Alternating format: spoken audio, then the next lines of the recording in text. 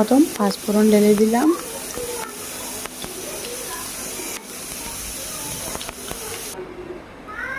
এরপরে পেঁয়াজ বাটা, রসুন বাটা, আদা বাটা একসাথে মিশিয়ে ঢেলে দিলাম।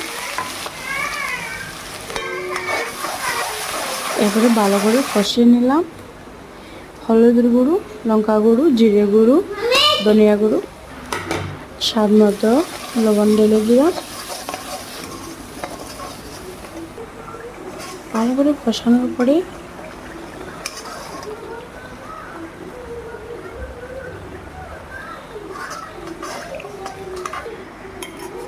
মটর সিদ্ধ করে রেখেছিলাম, তো ওটাও ঢেলে দিব। কাঁচা লঙ্কা আমি আমার মতো করেই দিয়েছি, আপনারা যারা যেরকম